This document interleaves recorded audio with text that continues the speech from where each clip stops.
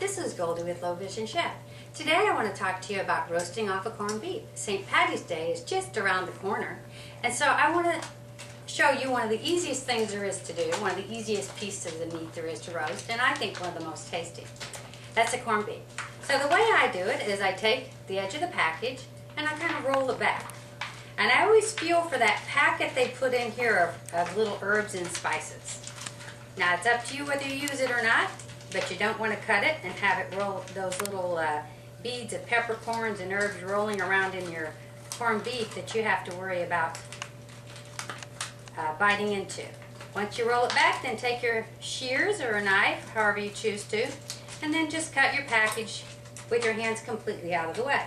You always put your fat side up when you're doing a corned beef, but in here somewhere is that package of herbs. And it's not here, so clearly it's still in the bag. So let me go. Ah, here it is.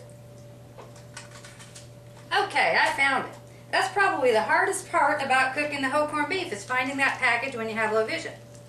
Anyway, and then take my shears, and I'm going to take this packet and I'm going to cut it open. And I'm going to put these spices inside of some just standard cheesecloth. Okay? Okay, then dump that packet into your cheesecloth. Okay, and then I'm just going to take it. You can single or double. Just bring it up. Then I've got one of the Trudeau roast wrap ties here. And I'm going to make that into a little ball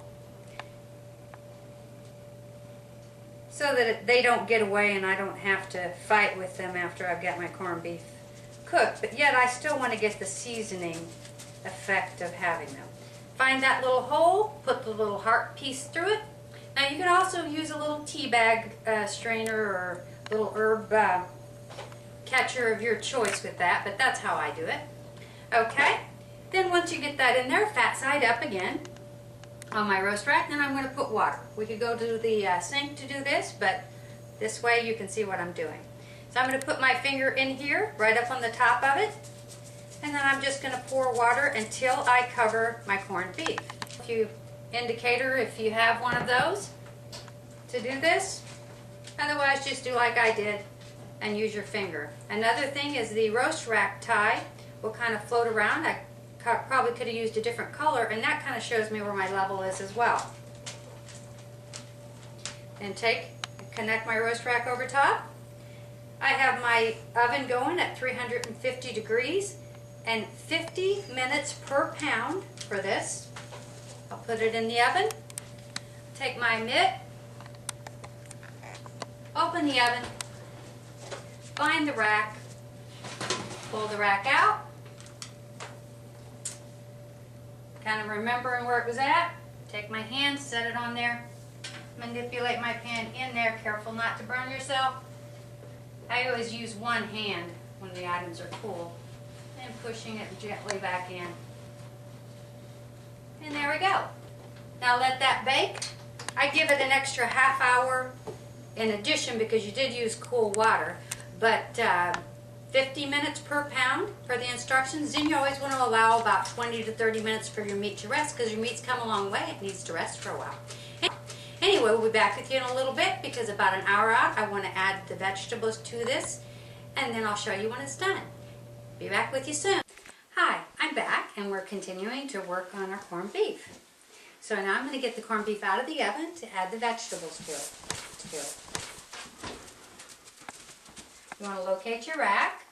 Gently pull your roast rack out, or your oven rack out. Locate your pan, and then gently, keeping it as level as humanly possible, and put it onto your target, which you pre-set up a trivet on the counter. Put these here. So I'm just going to take my carrots and I'm going to gently put them in. Don't try to make a splash. And the same thing with the potatoes. Just gently, be careful not to splash.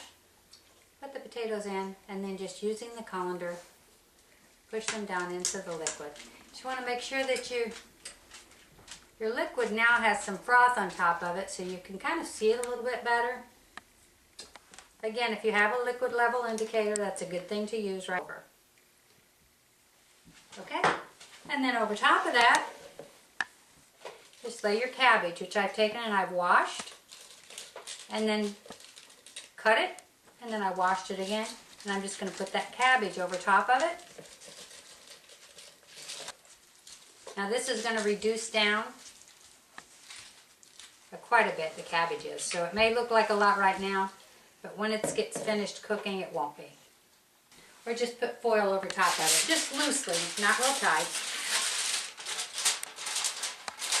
Like a loose cap over top of it. Put it back in the oven for at least an hour, and that should roast up nicely. I'll see you back then. Hi, you're back with Low Vision Chef, and we're going to take the corned beef out of the oven, getting ready for St. Patty's Day here. So what I want to do is go ahead and just do this with the tongs. Remove the foil. And then remember, the corned beef needs to cook or rest for a few minutes because it's been cooking. And the cabbage is perfectly well done on the top. It's been roasting. With the exception of seasoning, it's ready to go. So I'm going to put it here into a casserole dish with tongs. Then take your tongs and go underneath your roast rack, which is red, will be easy to see on the top. Lifting it up. This I could put back in the oven, but then gently I'll shove my carrots off of it. I don't want my carrots to fall out. Actually, the place to put them would be right here. And remember, we have these herbs, which we can get rid of at this point in time. I'll set them to the side, but that reminded me, seeing my big red string there, then I need to get rid of them. Okay, get my carrots out of the way, pulling that up. Okay. And the roast rack then allows me to just pick my meat up without having to handle a fork. Let it drain. Give it a few minutes till you hear the dripping stop. And take it right over to your cutting board so it can rest. Okay, and then all we have to do to get it off the roast rack is either unsnap the roast rack from the top or just take it and slide out. It's a lot easier.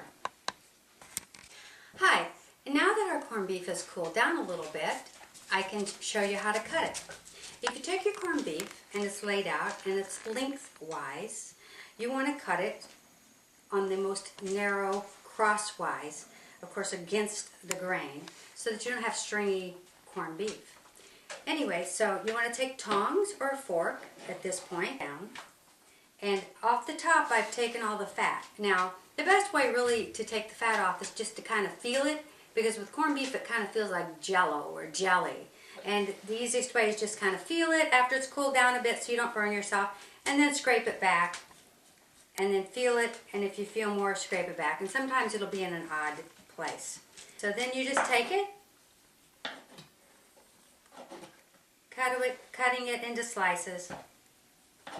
And I have my potatoes, and my cabbage, and my carrots sitting up here.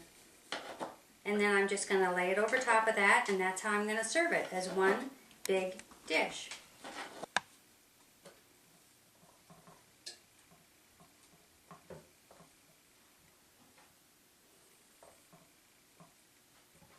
Keep the natural juices for a little extra flavor, and to keep your vegetables warm, put a little bit in the bottom of the bowl, and it makes a nice little sauce. A little bit of salt, pepper, butter, and you got it covered. Anyway, the top of the day to you, and you have a happy St. Patty's Day. I hope this was helpful. You keep cooking. Thank you.